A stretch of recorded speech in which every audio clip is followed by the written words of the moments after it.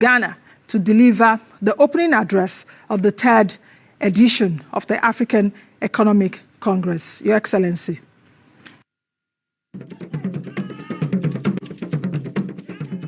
Hello and good morning from Accra, my brothers and sisters, and thank you for the opportunity to be part of this program. Nigeria is my second home, and how I wish we were able to sit together, network and share ideas in close proximity to each other. But this is where COVID has left us. I must say that despite the challenges, it has also pushed us to be more innovative and also ensuring that we make better use of technology to manage our time. I firmly believe this mutually beneficial friendship will benefit from opportunities created by the African Economic Congress platform to share ideas, experiences, and solutions. I also strongly believe that progressive social interactions such as this are crucial to building consensus, developing and framing policies, and driving innovation, especially in the face of the monumental challenges posed by COVID-19. So soon, COVID is in its second year, and this is why we must thank Nancy and her team for the initiative to put together the African Economic Congress. I missed my first opportunity to join the deliberations because of other commitments I had. I'm glad for yet another invitation this year on the theme, Accelerate Africa, Building Back Better.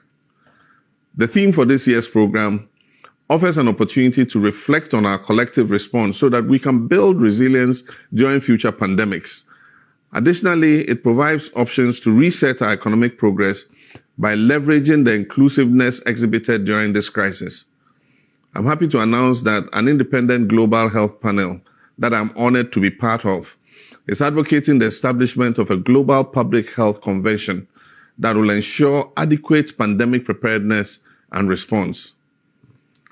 Admittedly, COVID-19 is one of the many challenges that have aggravated Africa's vulnerabilities and exacerbated existing development challenges. COVID is impacting and impeding the previously steady progress towards achieving the Sustainable Development Goals, whose target date is only about 8 years away.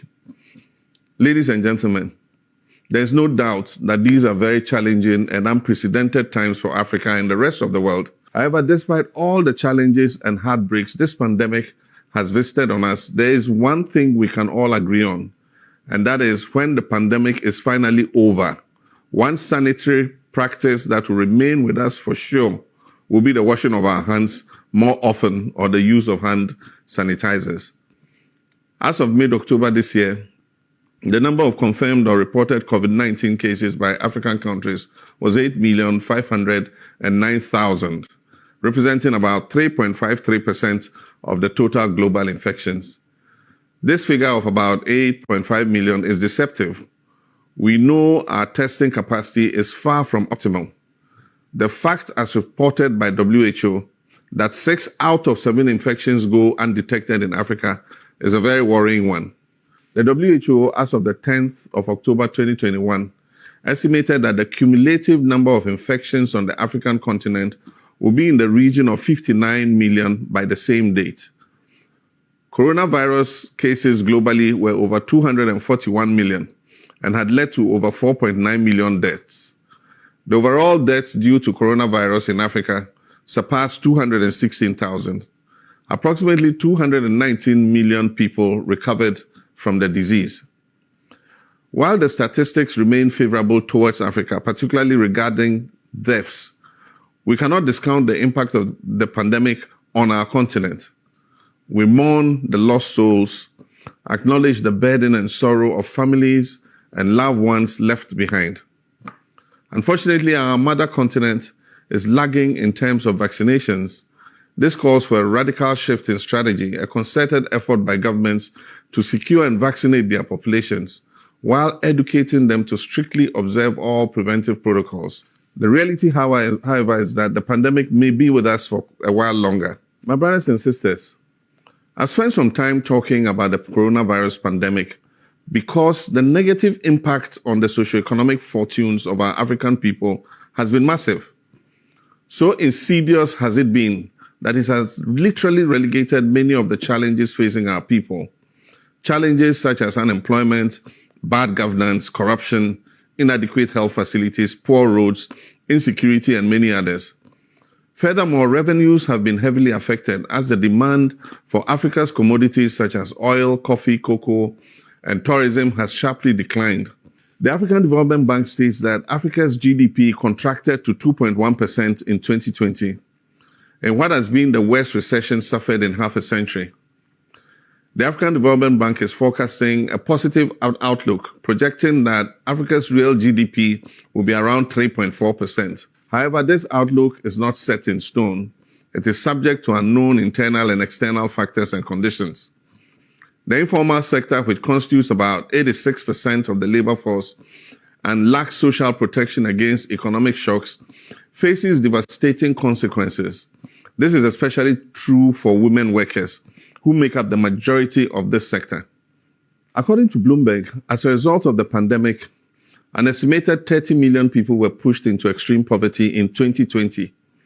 The report ominously suggested that in spite of the expected growth, another 39 million people could still be pushed into extreme poverty. Indeed, the world has become more fragile as we all face a common existential risk. Life, as we have known it, has changed in unimaginable ways. Ladies and gentlemen, this suggests radical but practical solutions if we are to overcome these challenges. There is hope. One of Africa's greatest tasks is to build effective partnerships and reinforce leadership to navigate through the pandemic, save lives, and put our economies back on more resilient recovery pathways. The speed and quality of the economic recovery process from the pandemic will depend on our shared sense of collective responsibility. Despite the devastating effects of the pandemic, Africa can accelerate and build back better, as the theme for this program suggests. The development of vaccines by several countries on different continents should inspire Africa to look both outwards and inwards for solutions. Here are a few ways we can do that. First, we must address the big divide in healthcare capacities. According to the Center for Disease Dynamics, Economics and Policy, before the pandemic, Africa had reportedly an average of only 135 beds per 10,000 people and 35 physicians per 10,000 people. More economically developed countries, by contrast, have 10 times that number of physicians and nurses and spend nearly 60 times more per capita on health. Africa can and must rise to this challenge. In addition, Africa must improve affordable access to medical supplies by building quality and cost-effective healthcare infrastructure and manufacturing capacity for pharmaceuticals, medicines, and vaccine production. This is why, as President of Ghana, I developed a program and supported Ghanaian pharmaceutical industries with stimulus packages to improve their efficiencies and enhance their productivity. Second, the digital divide has worsened, and the pandemic laid this fact bare.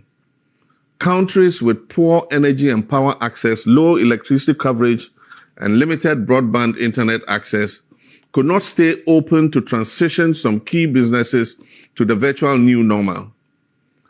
Building back Africa's economy requires closing this digital divide and expanding access to technology. As economies recover, the world will become more digitalized, and we have to be prepared for this. Businesses, people, financial institutions, and governments have to rapidly adjust to this new normal. A robust digital infrastructure is necessary for a resilient build-back. Digital education of the population is important for the youth especially, including even the older born before computer generation. It will enable them to adapt to the internet age and protect them from internet and mobile money fraudsters. By all legitimate and cost-effective means, let us digitalize. We must also use regulation and government's positive policies and purchasing power to drive progress, deployment, and use of ICTs. We must be thinking ahead. We must be directing technology companies to focus on neglected areas that will impact the life of our people, such as in agribusiness and healthcare. The innovation must not become a bubble that will burst in the future. I like fintech companies, and during my time in office, We laid a strong foundation and promoted their growth. I further think fintechs must show more differentiation and diversify the seeming over-concentration on creating payment platforms that are high-yielding today. I'm excited by the development and growth of telemarketing and online internet shopping. It offers opportunities for young people to use motorbikes, scooters, bicycles, tricycles, and vans to do deliveries to various households and workplaces. By simply accessing an app, one can get anything from consumables to heavy equipment on platforms such as Jumia, Alibaba, Kiku, Bolt, Uber, and the many others that exist. We must also ensure cyber resilience. The third is the divide in the labor market. This has been further heightened by the pandemic. Those with skills are able to keep their jobs, while low-skilled workers, especially those employed in the informal sector, including small and medium enterprises, have lost their jobs. Many of these low-skilled personnel happen to be people who were already low-income earners. Imagine what many have had to endure as they struggle to survive. In my country, Ghana, for instance, I recall proposing that the Social Security and National Insurance Trust, SNIT, agree to an arrangement with such persons, particularly those in the private sector, such that they pay them a small part of their contributions to enable them to survive during such periods of hardship. The COVID-19 lockdown periods demonstrated clearly that the success of a nation depends on businesses in addition to its SMEs, which employ millions and is a key driver of development.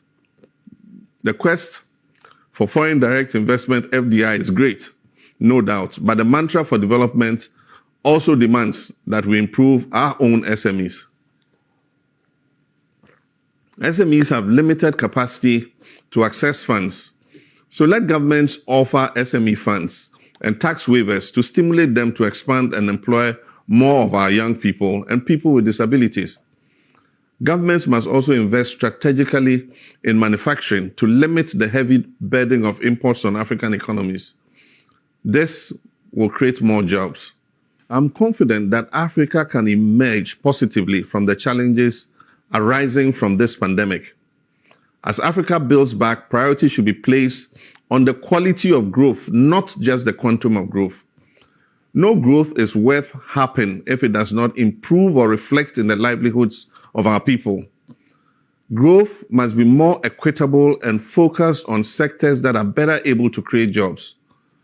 For me, growth is not inclusive if it is not shared equitably. And this is the reason we need to deepen democracy in Africa and empower citizens and civil society organizations to advocate inclusiveness and shared growth. This is what our national discourse and the intra-African discourse must be about. We also need honesty and transparency from our governments. Ladies and gentlemen, as I conclude, let me emphasize that Africa must build back by focusing on the private sector, especially the small and medium-sized enterprises, who are the lifelines of our economies and the largest employers of labor. This does not and must never mean government has no business in creating jobs. Government also has that responsibility. Africa must build back by focusing sharply on food and nutritional security. We must do all we can to make agriculture and agro-processing attractive to our young people. Africa must build back by ensuring women are firmly seated at the decision-making table. We must not just pay lip service to this. We must ensure that women are strongly supported, as the majority of them have lost incomes due to their greater dependence on informal markets and sectors such as trade and tourism. Africa must build back by paying greater attention to climate change and global warming. Treating the F better for sustainable development will in itself prevent pandemics and improve the supply chain crisis that the world is experiencing now. To quote the Nigerian scholar and poet Osundari, and I quote, "The earth is ours to plow, not to plunder," quotations closed. We owe it a duty to get the buy-in of the communities so that development is based on consensus. In addition to these, we must fully implement the African Continental Free Trade Area Agreement to create competitive industrial manufacturing capacities and wider trade and investment opportunities and fast-track Africa's industrialization.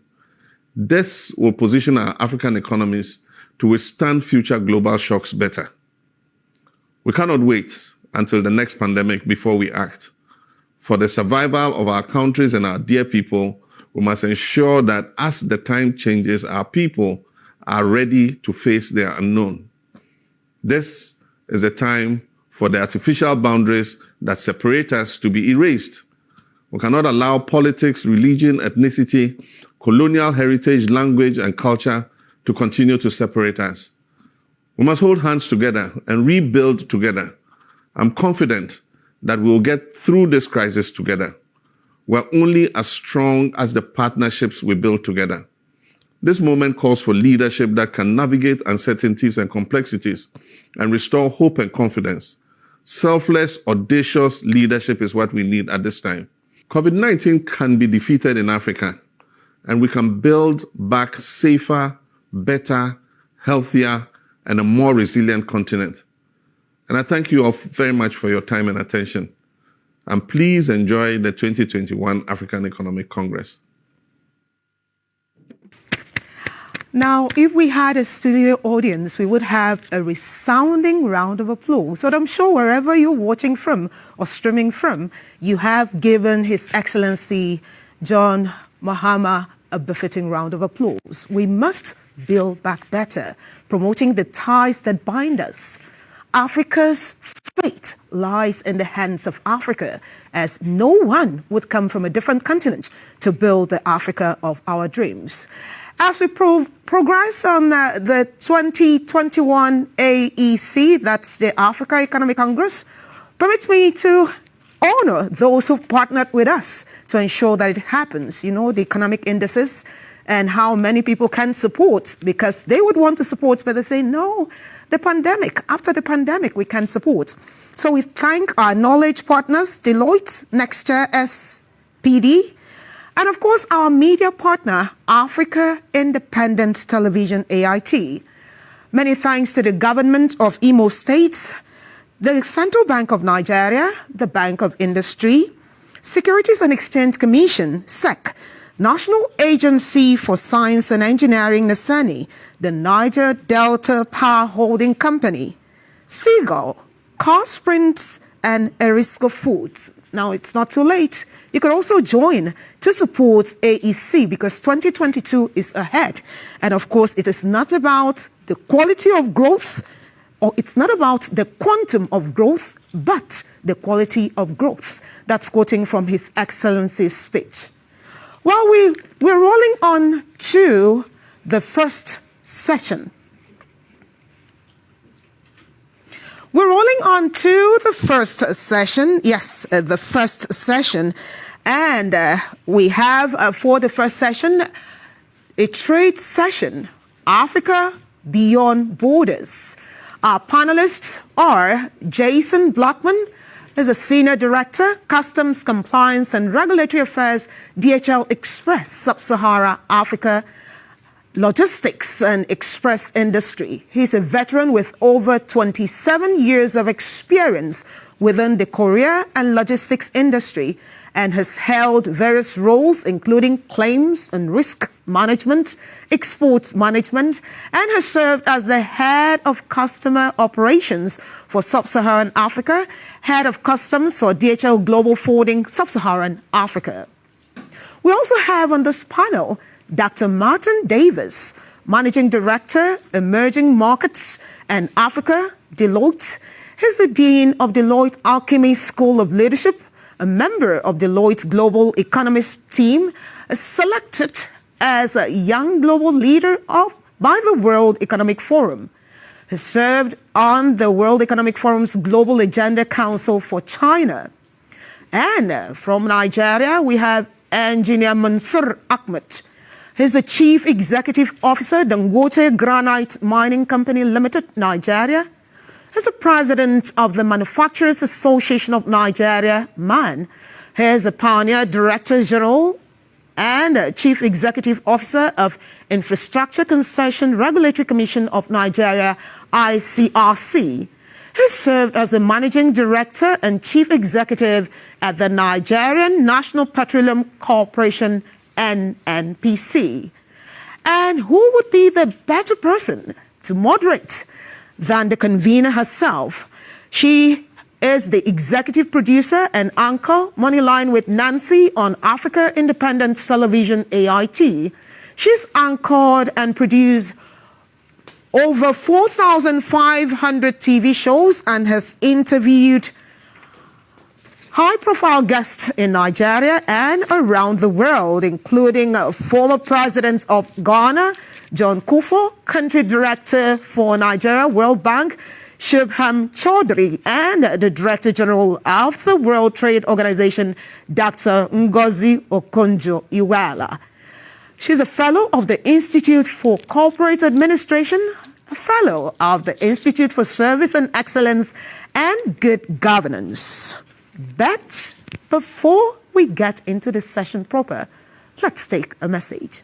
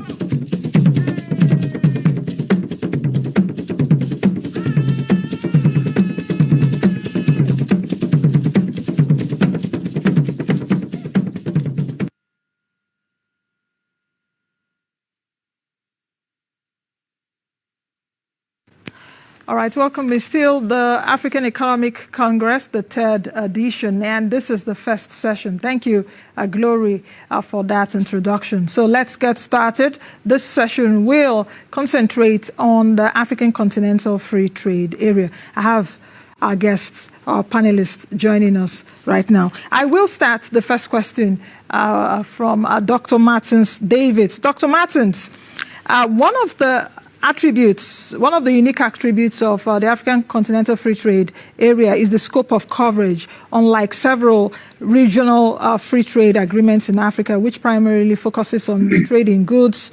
And the agreement also covers services, dispute resolution, investment policy, competition, and intellectual property rights. Let's focus on the last three areas. How do you see these rules playing out in practice? What challenges do you envisage for the AfTA as it would impede the implementation, so to speak? So what do you envisage that the AfTA will have implementing the rules, and what impact do you think it will also have on the private sector? Dr. Davids. Nancy, thank you very much, and good to see you then. Thank you very much, everybody, for the kind invitation to contribute. Just a couple of thoughts, if I may. Nancy, the free trade project is indeed very ambitious, which you allude to. Free trade ultimately is about liberalization of what I call four flows of goods, which is obvious, the flows of services where perhaps greatest opportunities, the flows of labor, i.e. sort of talent, and ultimately the flows of capital, be it finance. I think we have to be realistic here. This is a long-term project. Course. There's going to be no short-term wins. Secondly, and I think what we'll touch on later in the conversation, I'm sure, is a perennial conversation about lack of enabling infrastructure. I'm afraid to say, don't shoot the messenger, is that a lot of landlocked countries in Africa will not be able to benefit from free trade other than trade in services. And this is something which ironically has been sort of accelerated through this COVID period and possibly post-COVID period because of adoption of digital technologies and the like. So that certainly provides an opportunity. I think realistically what we'll see is certain more accurately coastal economies benefiting, particularly where established trade relations currently exist. These are the countries which stand to gain, or the sort of these economies stand to gain the most by liberalization of trade. My second point, however, is that what my general observation is across the continent currently, and the former president was talking about building back better. I totally agree with that, and he made a very crucial point about private sector driven. However, what I'm observing is that increased protectionism, a trend towards import substitution, and we should not equate import substitution with industrial strategy. We have to clearly think through and balance the need for proactive industrial strategy, arguably, and free trade liberalization. And how do those two intersect and be applied in a very, very pragmatic fashion? I think that is the key here. And the third and last point is that I'll talk about, you mentioned about the the grand project we speak about, intellectual property rights, services, etc. I think, what you're going to find in majority of landlocked countries in our region, I think, Central Africa in particular, is these are countries that have practically zero comparative advantage in terms of benefiting from trade of goods and services. That infrastructure is highly inflationary. And I think, how do these countries develop by exports of these services? I think that is something that is crucial. However, particularly from a policy-making perspective, services are often harder to understand, to evaluate, and ultimately for the state to sort of, I think, ultimately enable as well. So these are the issues going forward. I just want to put that out there, just some initial thoughts, Nancy, in terms of what are the challenges. As I said, this is a long-term project, but one which I think we need to try and find some immediate short-term wins, but those will be very few. It's a long road ahead, and let's look towards almost a runway of a decade here before we see substantive progress. I think at a more continental level beyond the sort of sub-regional short-term wins. Thanks very much. Thank you, Dr. Davis. I'll come back to you later. Engineer Mansour, I can see you. One of the prevalent problems in Africa today is infrastructural deficit, which has contributed to a high cost of production on the continent and as in even other times. Oh, okay. Engineer Mansour, I'll come back. I hope you can hear me now. That one of the... I can hear you, please. Good, Engineer Ahmed. One of the prevalent problems we have in Africa... Go ahead, I can hear you. One of the prevalent problems we have in Africa is that of infrastructural deficit, which has contributed to a very high cost of production on the continent and has in other times also crippled production capacity. Given your experience as the head of Manufacturers Association of Nigeria and an executive of a company doing business across Africa, what impact do you think that infrastructural deficit would have on the implementation of African Continental Free Trade Area? And what do you think can be done to address this deficit? Well, thank you very much. Let me first of all apologize for joining this meeting very late. I was supposed to take an early morning flight from Kaduna. Unfortunately, it was delayed. And of course, the Lagos traffic didn't help matters. So I came in rather late. Yes, indeed, the infrastructure deficit has been a major cause of our inability, particularly in most developing and African countries in particular, to be able to not only participate in trade effectively, but also to grow our economies as effectively as we should. Infrastructure is critical to effective economic activity, any economic activity. But for manufacturing in particular, which I think particularly in the issue, with regards to the issue of trade in goods, at least, it is absolutely critical. Without requisite infrastructure, particularly national as well as in this context, regional and continental infrastructure, participation in global trade, in continental trade, in regional trade becomes very difficult because you cannot be competitive if you don't have the infrastructure that is absolutely vital for effective operations at the farm level, but also for effective movement of goods and services across from farm to market. And I think this is compounded by the general suggestion that, if you are to trade across borders, clearly you need the cross-border infrastructure as well. So within the domestic environment, within the local market, what we experience in most African countries is that the infrastructure is inadequate where it is available is weak, particularly energy infrastructure, which is vital to effective productivity, transport infrastructure, infrastructure services such as maritime infrastructure services, roads, railways, etc. If I can give an example in Nigeria, the problem is that, first of all, each of these infrastructure is totally inadequate. Nigeria, the energy infrastructure, power, for instance, we are generating and supplying to consumers probably less than a quarter of what will be normally required to ensure that we can use energy as competitively. We can produce at energy costs that are competitive with other regions. The same thing with with the transport infrastructure, where the cost of transporting goods and services are so high because the infrastructure is not there. The roads are not good. They're not even there. Where they are there, they are not very good, and therefore it costs a lot more to transport your goods and services from your farm to the market than it would in other normal regimes.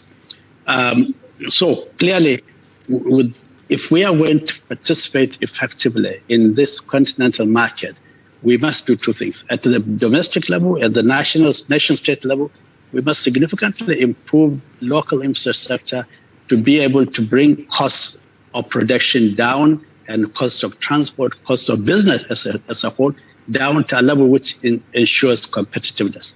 Secondly, at the the regional and continental level, cross-border infrastructure must also significantly be scaled up, not only in terms of the hard infrastructure, but also infrastructure in terms of the facilitation, the infrastructure that facilitates businesses, that facilitates transactions, that facilitates trade.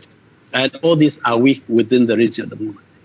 So a lot has to be done if the continental free trade area agreement is to indeed benefit our economies as exemplary, or indeed to help grow our economies. However, yes, a lot can be done. First of all, of course, at the national level, one of the things we have to do is to try and prioritize the production, the supply of infrastructure services to hubs, production hubs, so that you create regions of, if you like, economic infrastructure where companies or producers can be competitive.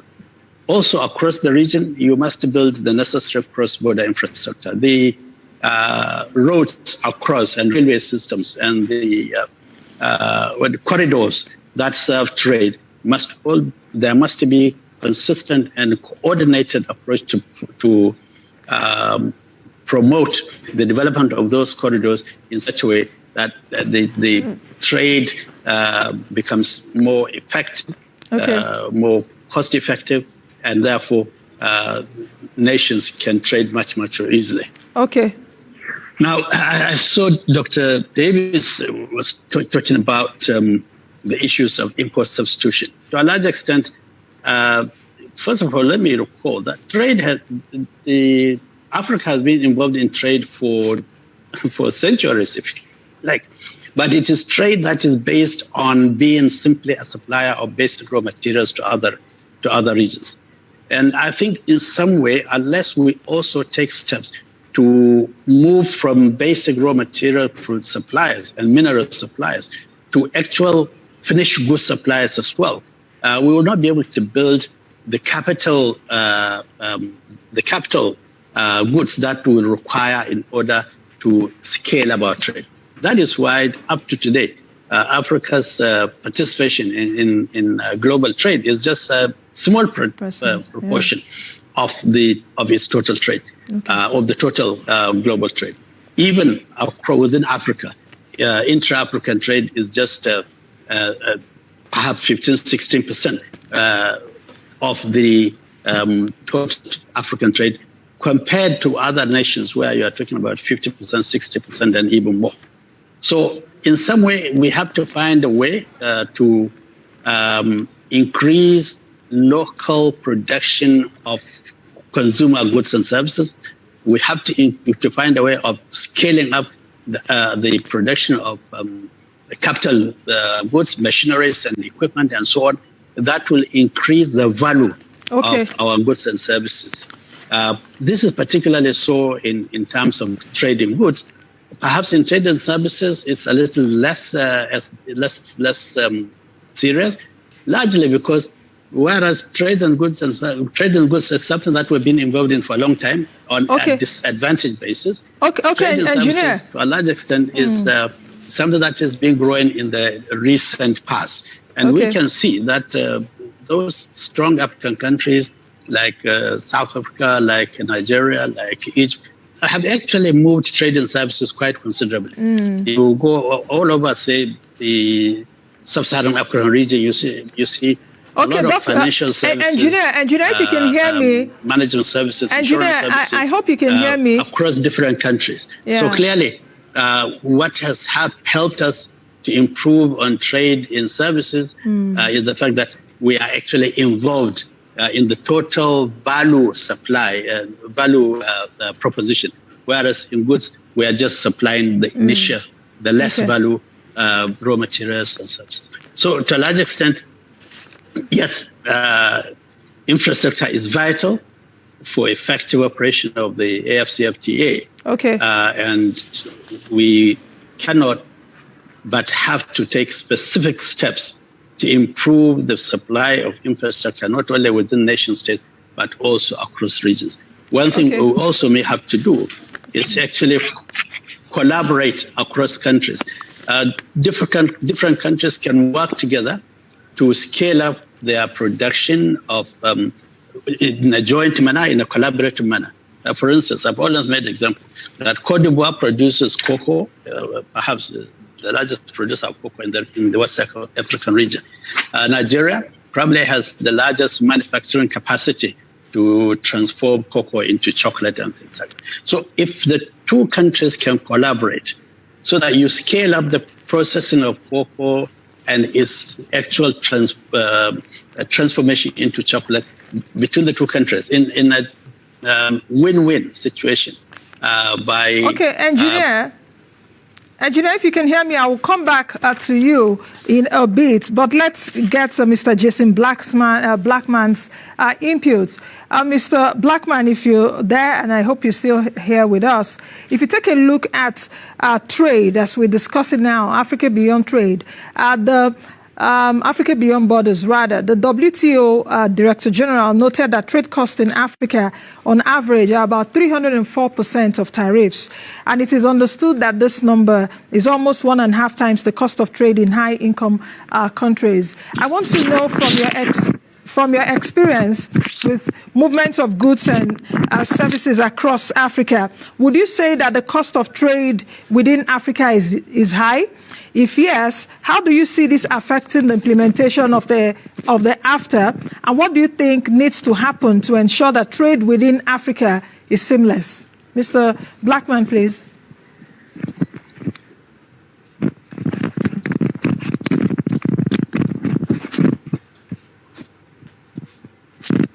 Mr. Blackman, can you hear us? Sorry, I've got a bad sound quality. I couldn't. Something else is overriding your question. Sorry. Can I proceed with my response? Yes, you can. You can. Please go ahead.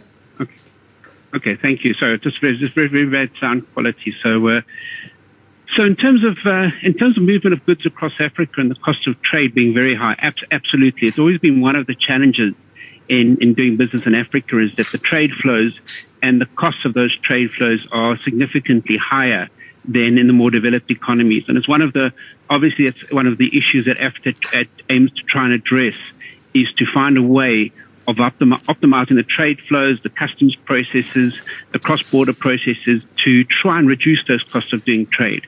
We often get asked for landed cost calculations, for example, by our customers, and to try and estimate what it's actually going to move, what's it actually going to cost to move goods from A to B within Africa. And that level of visibility is very, very difficult to try and achieve. There's lack of access to information. There's lack of visibility regarding regulatory harmonization. So in terms of our experience of movement across goods, absolutely, I think the previous speaker alluded to the infrastructure deficits and the impact that has on trade. That certainly affects the cost of doing trade.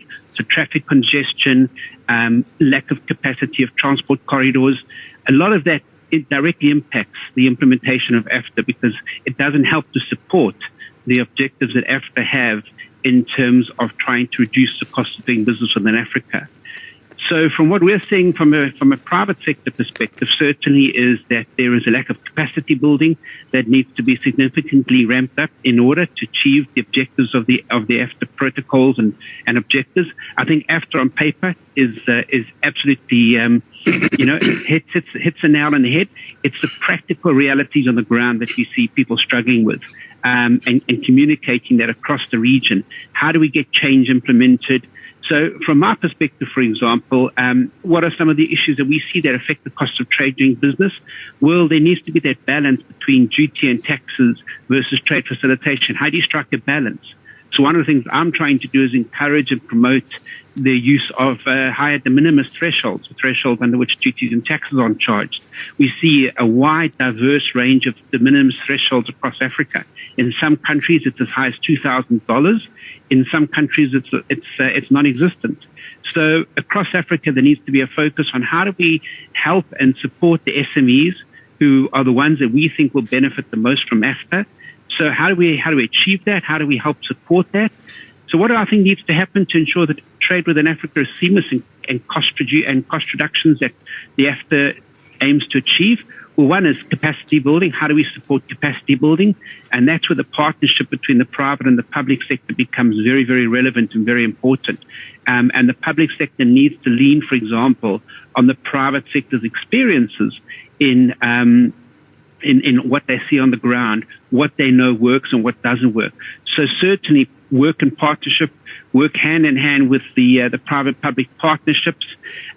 We need to look at how do we reduce the regulatory disharmony and fragmentation. There are so many different regulations in so many different countries that it becomes difficult and costly trying to understand them, trying to comply with them, and trying to comply with the different standards that apply in different countries. And so I'm going to be very interested, for example, to see how the harmonization efforts for the medicines control across Africa works out within that objective, because I think we'll see great opportunity there as a demonstration as to what happens if you can harmonize the flow of goods across the region, as is one of the objectives of AfTA. Is how do you harmonize that? How do you create a harmonized set of regulatory frameworks that everybody subscribes to, rather than having each country or regional RECs working in isolation and silos from the greater good of the continent? The previous speaker spoke about the weak or inadequate transportation and infrastructure. That certainly plays a role. So, for example, in my company, I work for DHL, as you know, and this is not intended to be a DHL promotional campaign. But what we've done in Africa is we're present in all 51 sub-Saharan African countries, but we've made investments. We've put infrastructure in place that helps to support the economy. We have 14 aircraft, for example, across Africa that during COVID helped to maintain supply flows or supply chains.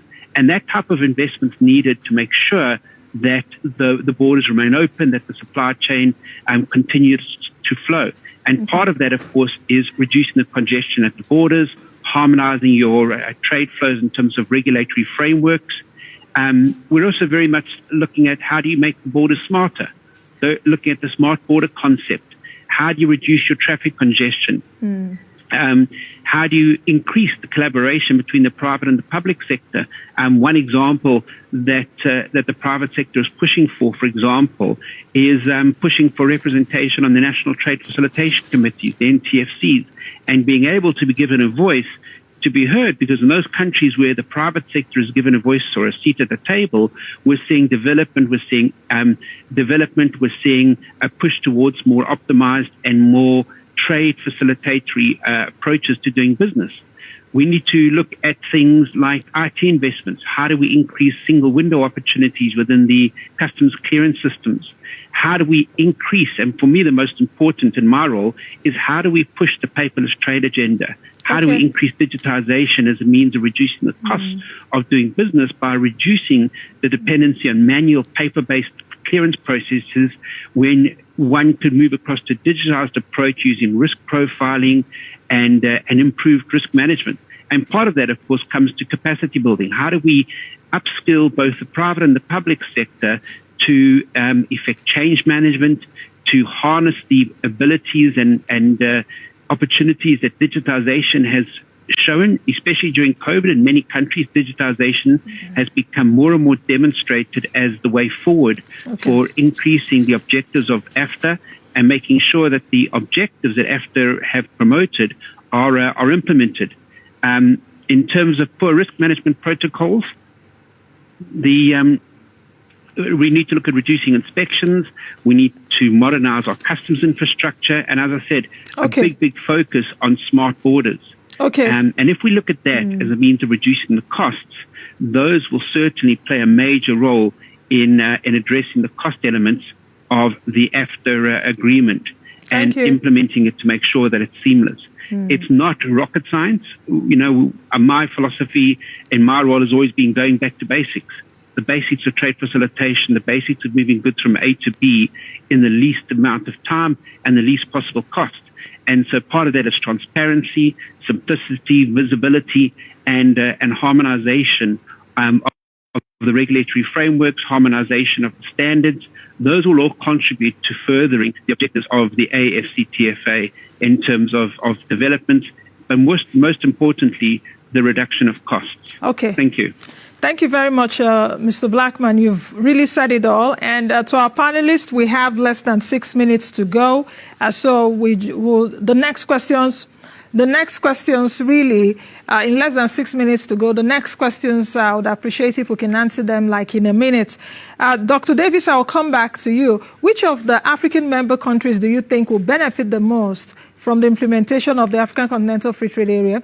And how do you think that member states can better position themselves to leverage the benefits? Dr. Davis?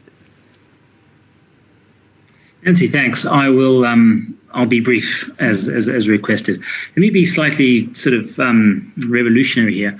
We talk about sort of need for free trade liberalization, obvious, and Jason's comments about regulatory complexity are really that's the crux of the issue here.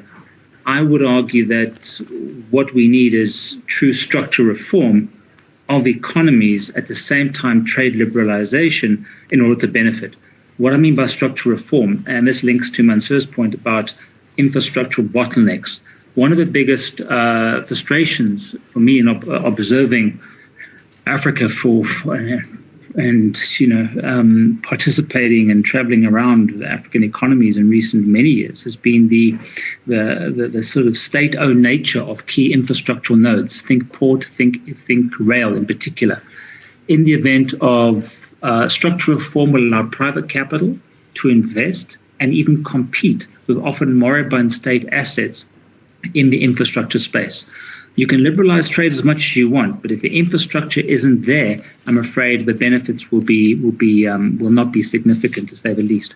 So with the free trade liberalization, let's have the structural reform. One thing that's disappointed me significantly over the years has been the relative lack of success with special economic zones. Jason talks about the complexity at the state level, at multiple levels of the state, of regulatory compliance or lack thereof and complexity.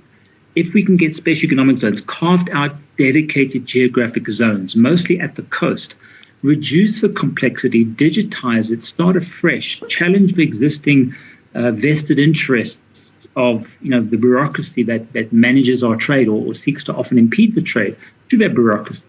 Start afresh, digitize, carved out dedicated zones on the coastal areas, and then we'll start to see, I think, better progress coupled with structural reform. This is something which has underpinned growth of Asia for the last generation or so. It's underpinned the growth of many economies in the Middle East as well. And it's about tearing up the rule book of what we currently have, starting afresh, new zones, digitize, the regulatory environment, crowd in private capital, particularly around enabling infrastructure. I think that'll be the real catalyst to real benefit from free trade, rather than trying to fix arguably was often a very broken system in many states in our own region. Thanks, Nancy. Thank you very much, Dr. Davis. I'm coming back to you again, Jason. Engineer Ahmed, please just be on the standby because we have about 3 minutes to end the session. We're having another session coming up. Jason, the question to you is that what role do you think that companies and businesses such as yours can play at a time like this when we're talking about intra-African trade, when it has become a front burner issue? In about a minute. So for us in the private sector, part of our focus is capacity building. How do we empower both private and the public sector to achieve the objectives of AFTA, so including training? We're running extensive SME training campaigns across Africa, especially about how to trade cross-border. So training and development is critical for us. It's stimulating awareness in AFTA and how AFTA can help businesses to achieve their objectives, and how do we push the AFTA agenda forward? How do we push the paperless trade agenda?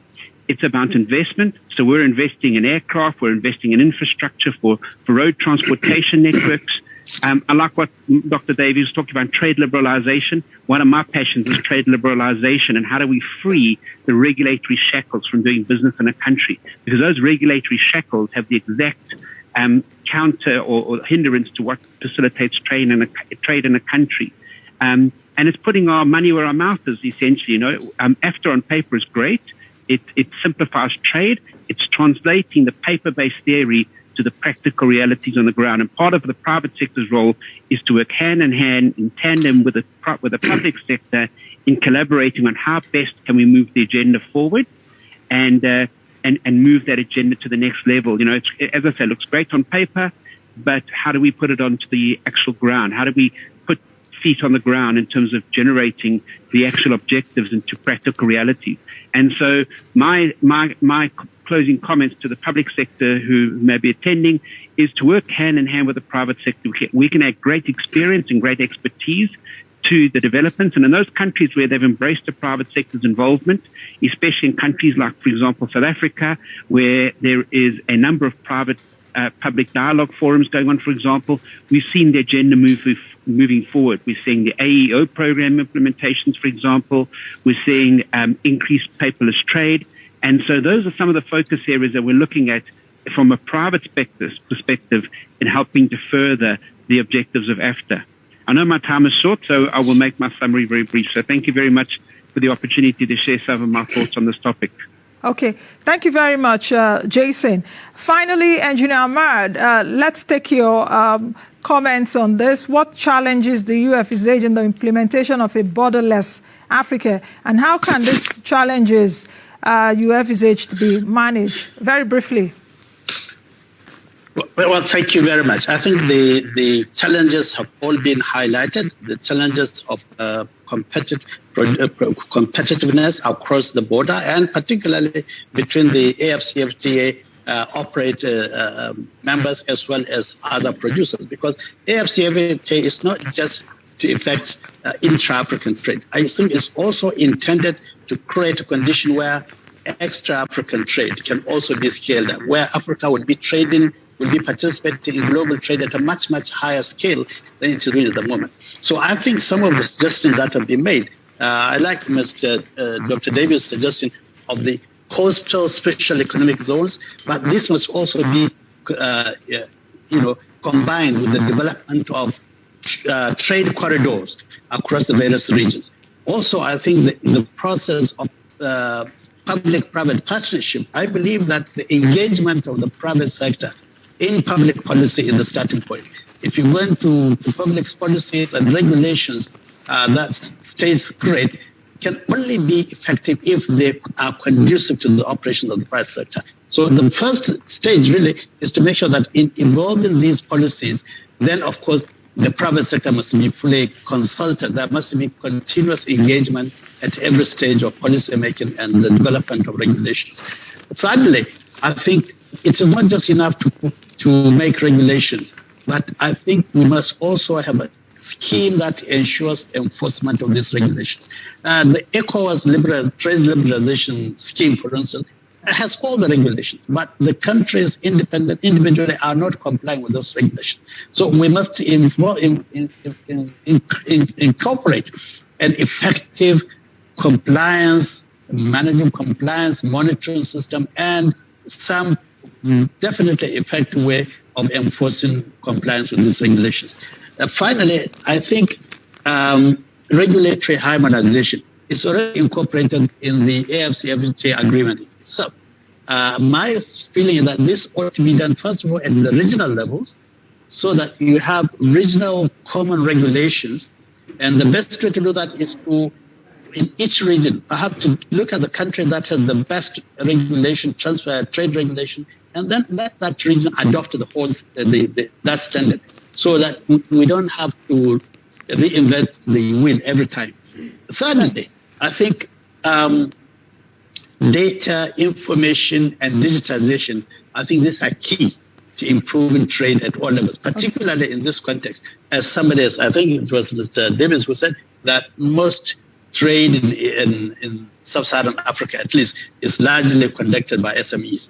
And the problem with the challenge that SMEs face today is the lack of information, the lack of data to work with, particularly trade data, and so, of course, the manual, or if you like, non-digital way of managing this data. So digitalization in this context will significantly improve the ability of our SMEs to participate in continental, regional, continental, and of course, ultimately global trade.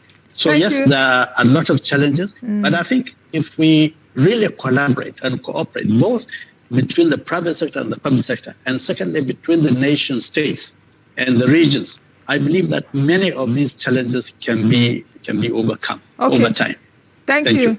Thank you very much, my distinguished panelists. What a way to begin the conversations that we'll be seeing the next 3 days. Thank you very much, Jason Blackman, Dr. Martin Davis, and Engineer Mansour Ahmed. I'm handing you over to Glory, who would introduce the next session. Glory, over to you. Thank you very much. Thank you very much, Nancy. Quite an incisive session. Now, we all know that it's a collaboration because no country will do it on their own. Infrastructure across boards, integrative infrastructure from the maritime to the rails to air. And of course, to bloom and blossom, when we talk economic development, there is a need for security. That's why we're headed to the second session for today, which is on security across the continent. Efforts by national governments and security institutions to enforce COVID-19 guidelines, renewed issues around human rights abuses and extrajudicial killing, which points to problems associated with Africa's security institutions and disregard for the rule of law and dialogue.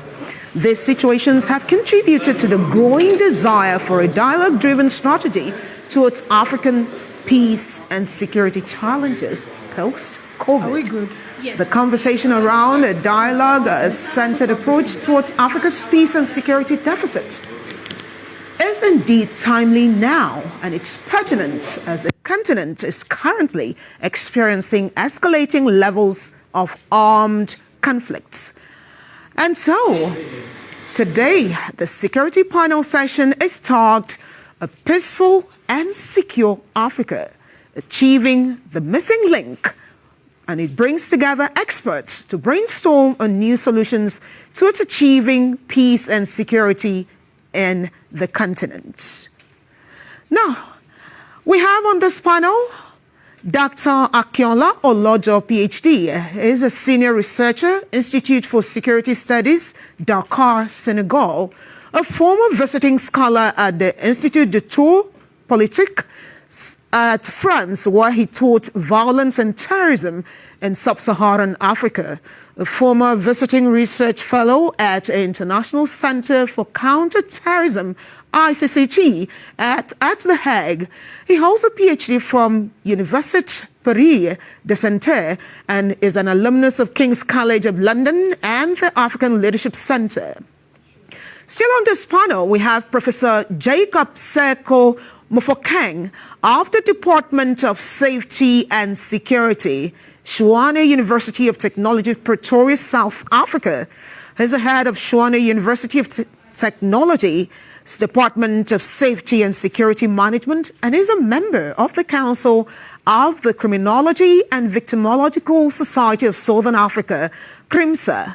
He's a former member of the South African Police Service, SAPS, a detective service for 10 years, and is a recipient of the United Nations Educational, Scientific and Cultural Organization, UNESCO, chair, and Institute of Comparative Human Rights Award in collaboration with the University of Connecticut in the United States of America. He's published over 55 articles in credible journals and supervised 8 doctoral and 42 master's students. Still on this panel is Dr. William Jethro Mpofu, of the University of Witwatersrand in Johannesburg, South Africa, is a founding member of the Africa Decolonial Research Network.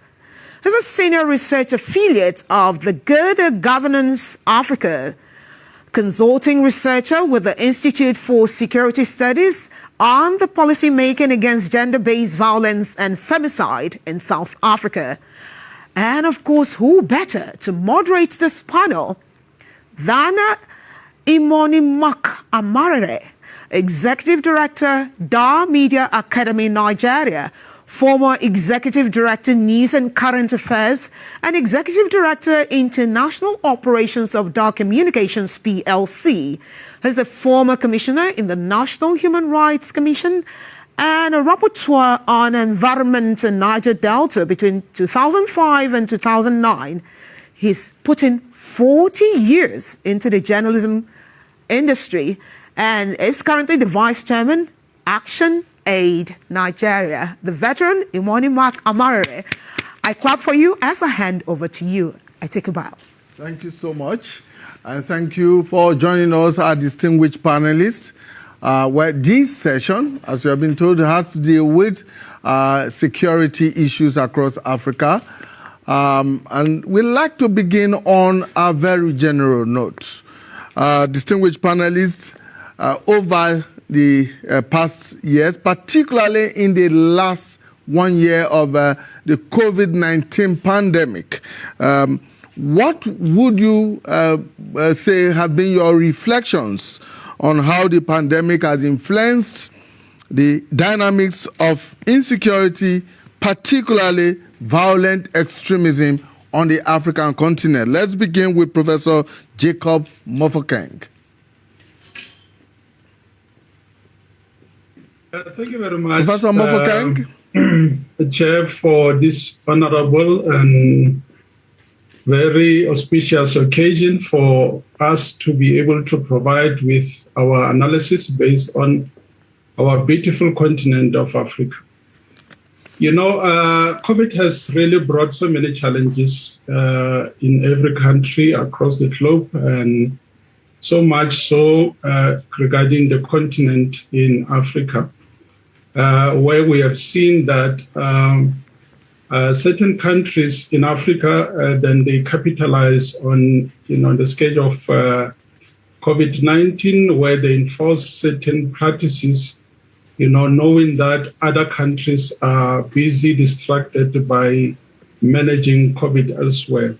So what we can be able to see is that, what we have learned regarding HIV and AIDS, across, as well as Ebola across the globe, have demonstrated the essential relationship between human rights and public health as a home for that learning, that we need to be able to also consider that, every country, and whether it's NGO, as well as international community, has been mandated to help apply those lessons, as well as every, region, as well as a particular sector. Then for us to be able to overcome then the COVID-19 and to avoid slipping back on the progress, that has been gained, it is for us to uphold the rule of law, as well as, forever then encouraging our neighboring countries to be able to, to consider the human rights. We saw that, when the United Nations, WHO, called for arms down, that there were certain insurgents, that capitalize on that particular, that despite the need that we are confronted with this particular challenge, but, there were certain flares of violence, across Africa. Those are some of the, illustrations and painful lessons that we have learned, that there are those that capitalize, with the vulnerability that confronting Africa. Thank you. All right, Dr. Olojo, let's come to you, Dr. Olojo. What would you say are your reflections as far as the 2020 year, especially of the period of the COVID-19 pandemic, has been for Africa, and especially as it pertains to conflicts and extremism. That's violent extremism that we have seen on the continent. Thank you very much. I hope I'm audible and clear. It's a pleasure to be part of the discussions at this forum. There are two things which come to mind when we reflect on the trends of the pandemic and how these trends intersect with the dynamics of violent extremism or terrorism or even insecurity in general. Now, the first has to do with the question of governance and accountability. The second has to do with questions around the use of resources and perhaps financial resources, to be more specific. So now regarding the first, I'll illustrate this with the context of East Africa and the Horn of Africa, as well as the context of the Lake Chad Basin countries where we have Nigeria, Chad, Cameroon, and Niger. So for those who followed very closely, last year we observed that groups like Al-Shabaab, the violent extremist group active in Somalia, actually established what seemed to be a COVID-19 center somewhere in the southern part of Somalia, known as Jilib, close to Kismayo. And there were reports about how this group also established a coronavirus prevention and treatment committee. And when we see this kind of trends, it raises a number of things because we need to ask, what does this mean in terms of governance or accountability? Number one is that these groups are fully aware of not just the local trends where they operate, but also the global trends that are unfolding. The second thing is that these violent extremist groups are also responding in their own way to some of these trends. The third is that these groups are actually presenting themselves as a competing entity that can challenge the state in terms of an alternative form of governance. And they are focusing on communities. So in a sense, this lets us know that they are trying to win the hearts of minds of communities and communities that are already vulnerable in terms of the risk factors that push them to join some of these groups. Now, when we look at the context of Nigeria and the Lake Chad Basin, we also see how late last year, the last quarter of 2020, during the pandemic and all what was happening, we saw how warehouses that had palliatives were stored and also exposed. And the mass, the people who simply, had to, they found themselves in a situation where they had to go to these warehouses to take some of these palliatives. And this tells us a lot about how vulnerable communities are and how there is a need for more accountability, even at a time of a pandemic when resources are even more scarce. So I think this raises questions around that as well. And then when we speak about financial resources, at the height of the pandemic, we saw how the UN Secretary General, Antonio Guterres, he called for a global ceasefire of conflicts. And, it was simply about raising the point regarding how the world is facing an existential crisis and how needless, amount of resources are being invested in, a military or hard security approach. And therefore, we should open the windows of dialogue and diplomacy. And he made this call also bearing in mind that so much of financial resources have also been expended in places like Somalia, for instance. When we speak about the African Union mission in Somalia, which at its peak has spent about $1 billion annually, and also having as many as 22,000 uniformed personnel, at some point. So when we reflect on all these at the time of a pandemic, we realize very easily that in terms of governance and accountability, in terms of the use or allocation of resources, we need to think and reflect more effectively about how well to put all this to use. So I think the pandemic context has brought all this to the fore ever more clearly than the present period. All right, thank you. Dr. Mpofu, let me come to you now. Where several reports have indicated that in the era of COVID-19 pandemic, there have been series of disregard for the rule of law and human rights in many countries across Africa. How much of this do you think has impacted or influenced the insecurity situation on the continent? Thank you very much, dear colleague. And I must express my own gratitude at being permitted to participate in this relevant African conversation. I hope I'm audible and can be received well by the attending colleagues. Indeed, as the previous speakers have articulated, the COVID-19 pandemic has served to magnify and amplify those African problems and challenges that have always been there. It is a pandemic that has served to re-emphasize the endemic African security and insecurity challenges that have always been there and have always been durable.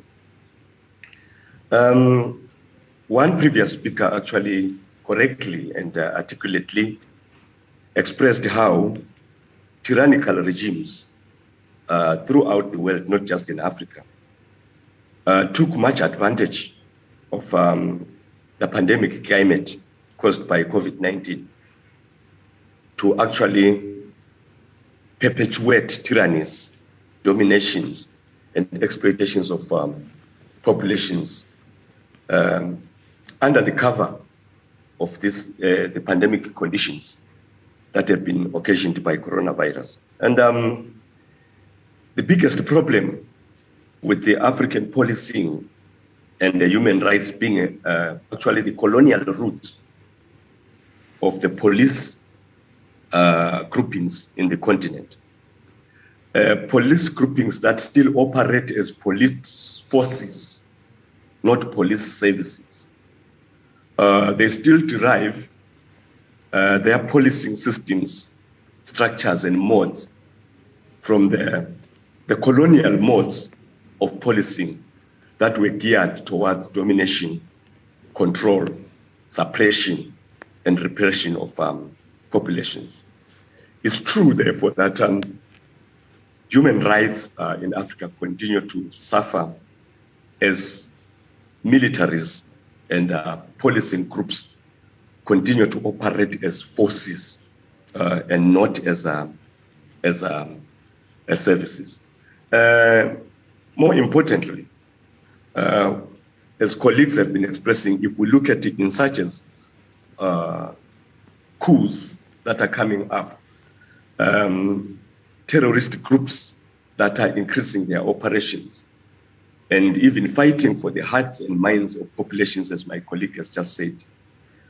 The problem is that incumbent regimes in Africa, that means ruling parties, some of them that are actually liberation movements or former liberation movements, also practice state terrorisms, state violences, state repressions, and state attacks on human rights of populations, which then opens up the African continent to such fragilities and vulnerabilities as extra-state groupings also coming in with their insurgencies, their own terrorisms, and their own violences, which further deepens the problem of fragility, the problem of vulnerability, and the problem of risk and insecurity in the African continent. So there's a lot of homework that has to be done amongst and within the states in Africa before we talk about countering terrorists, countering the coups, and countering other extra-state insurgencies that arise to cause risk and insecurity in Africa.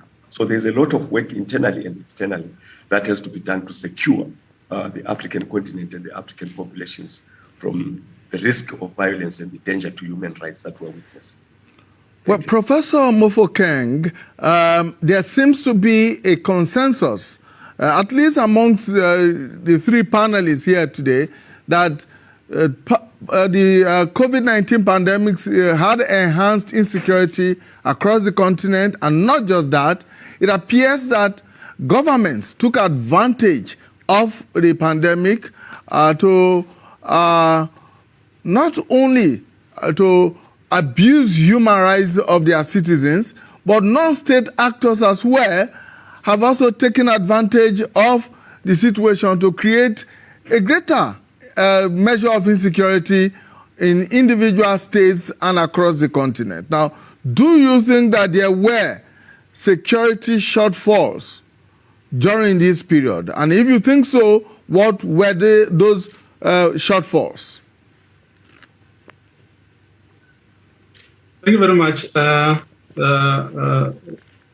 honorable member. So, yes, there's so much consensus amongst the colleagues here, what Dr. Mpofu as well as Lojo has alluded in terms of what happened actually in terms of the abuse of human rights.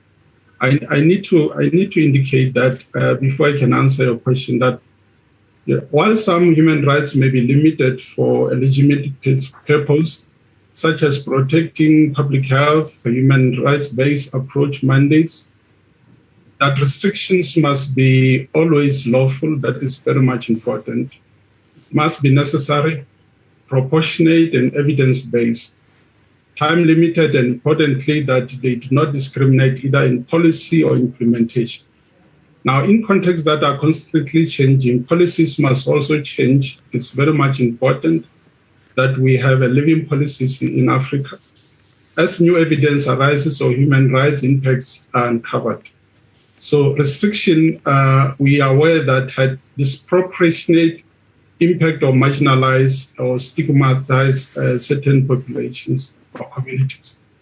And this restriction are enforced in ways that magnify stigma and discrimination. While there are many good practices that give rise for hope, other findings, are deeply concerning, as my two colleagues have alluded. As we see that many governments at the national and subnational levels are taking action to affirm human rights protection in our communities. For example, some governments are extending access, to those that are affected, such as water, providing social protection, adapting to health service delivery, and providing emergency and such as food supplies, instructing police to hand out masks and supporting community health workers to reach those likely to be left out. So then coming to your question, we need to be able to realize that commentators argue that too often conflict resolution is used as a cover-all term that fails to face up the different processes involved in the reduction or elimination of violence.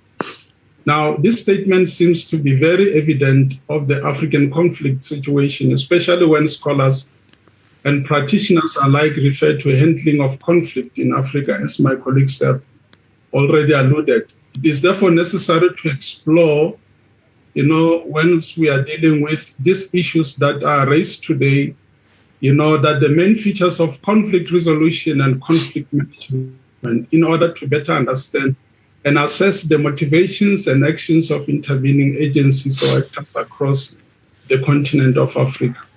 The first major difference between the two approaches concerns the desire or not to raise the fundamental issues that divide the parties to a conflict. Since now and then, which COVID-19 has made many things from bad to worse. And we are often told that perhaps then we need to rebrand Africa and stop talking about the negative things that are happening across Africa. But as long as then there is an abuse of human rights as well as taking advantage because of COVID-19, then we are compelled then to be able to keep on talking about issues that needs, alignment in line with human rights culture, as well as a transparent, processes. Now, proponents of the management approach, on the other hand, hence we keep on having conflicts after conflicts. Now, believe that attempts to resolve conflicts are unrealistic. So rather than dealing with basic issues, attention should be concentrated on addressing, the symptoms of the conflict, and in this way reducing suffering. Perhaps then these are the things that we keep on, creating dialogue across Africa. As those that are, busy within academia, scholars and policymakers, they provided the resolution approach and argue that the unsolvable nature of particular conflict is more apparent than real. And we have been experiencing conflict and insurgents in Africa for many years. Perhaps then it is a question that, are we addressing the symptoms or are we addressing the core issues, that are confronting this beautiful continent? Then the conflict resolution community seems to pursue resolution efforts in Africa from a variety, therefore, of purposes and interests, and with policies that are often replete with ambiguous and contradictions.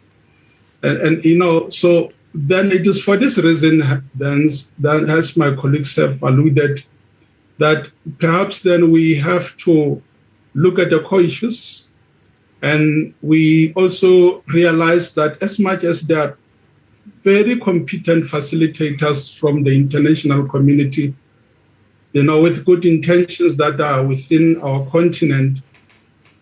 Dr. Mpofu, mentioned the issue of colonialism, that we come from a particular era where certain things were forced down the throats, and then we see the same people, no matter how good they are, also spearheading a lot of initiatives in Africa to resolve, insurgents and a lot of issues. And we make we are following that on certain narratives that people will make to say that leave Africa to fix its own problems. And the question I wish to leave with my fellow panelists as well as those that are on this platform is, indeed, we need to be able to fix our own problems. The question is, do we have that particular capacity? Or can we agree then as nations and able to consider certain bodies such as African Union as well as SADC to have muscles to be able to bring all nations or continents or regions in the continent to be able to work together? So then in that way, then we'll be able to agree on certain concepts rather than, currently we disagree, as I indicated, that we talk about conflict management and resolution, of which then they are totally two opposites. Thank you. Thank you. All right, Dr. Olojo, that brings us to you now. A very big question here. Does Africa have the capacity to resolve its own conflicts, to resolve its own crisis, or does it require the intervention of the international community? And if it does, is the international community doing enough as it is today to do that? In addition to that, since we seem to have realized that there are gaps, there are response shortfalls from 2020, from the last 1 year of COVID until now, do you also think that there perhaps may be policy gaps at national, regional, and continental level that needs to be addressed? Thank you very much. It's a very critical question, especially at this point. And I absolutely agree with Professor Mofokeng when he mentions two issues about ownership in terms of how to address the challenges facing African countries, and also the question of consensus among these countries, which in a sense is also linked to whether or not African countries have the capability. And I think we do. I think the potential is very, very high, but sometimes it's also about the sense of urgency that leadership on the continent attaches to addressing these problems, the sense of urgency as well as the political will. And when we say political will, it almost sounds like an abstract concept, but then it is really concrete because we see it manifest in the policy gaps. So now that takes me to your question. When we speak about policy gaps, there are two things that come to mind. One is, of course, in the context of countering threats posed by violent extremism, for instance, there are gaps in terms of how states always seem to adopt a militarized approach or a military-focused approach. There's this prevailing tendency, almost like a knee-jerk response, that before, while addressing this crisis, we always go, the militarized way. Now, there is a role for the use of force. Of course, there is a utility there, but then we do it to the neglect of other important components that should be part of a comprehensive strategy. So, for instance, we neglect issues relating to development. And panelists, of course, have mentioned this in many ways. According to a World Bank report recently, 87% of Nigeria's poor actually live in northern Nigeria. And for those who may not be confident about the World Bank report, they can also take a look even at the national level, the Nigerian National Bureau of Statistics, which actually highlights that 7 out of 10 states in the country with the highest unemployment rates and underemployment rates are also located in northern Nigeria. And what does this mean? It means that there are long-standing challenges of development, neglecting development in that part of the country that are begging for attention. And it's little wonder why we are witnessing some of the, the kind of insurgency or crisis linked to Boko Haram and its faction there. Now, we also go with the military approach to the neglect of issues regarding justice and human rights. Many of us will recall that if we think back to 2009, one of the reasons why we saw an escalation of the crisis in the Lake Chad Basin countries linked to Boko Haram is because of the extrajudicial killing of the leader of Boko Haram. And we've seen extrajudicial killings take place across the continent, which have indirectly also contributed to pushing individuals to join some of these groups. We also neglect education and skills development. So these are some of the areas where I think in terms of policy formulation, we tend to overlook them, and they are very important. And then the second main point, and I will stop here, is the points regarding difficulties linked to monitoring and evaluation of policy.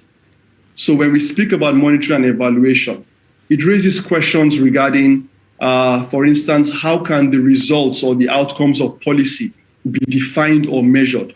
Against what standards are we measuring them? Are we doing a copy and paste approach from what is in the West? Or are we inspiring our own standards that is relevant for our own context? And then there are questions regarding the lessons that we are learning, the hard lessons that we are learning when we implement policy. How are we sharing those lessons across the continent?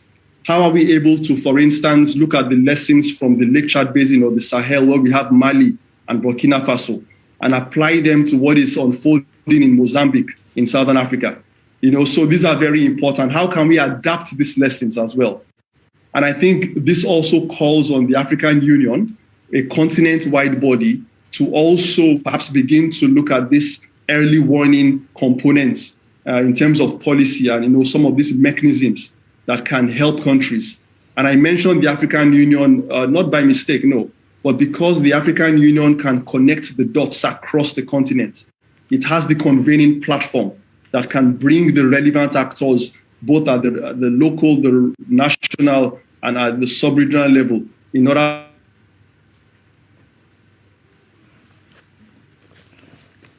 All right, thank you so much, Dr. Olojo. We will move over to Dr. Mpofu now, and we'll be, it does appear to us now that dialogue is a favored option to resolving violent conflicts and upheavals on the continent. But of course, it will depend on individual nation states, individual countries to make this work. How do you think this can be made to work by the governments?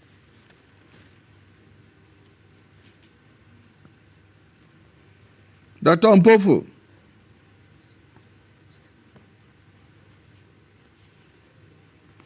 All right, we'll take a very short break and we'll be back.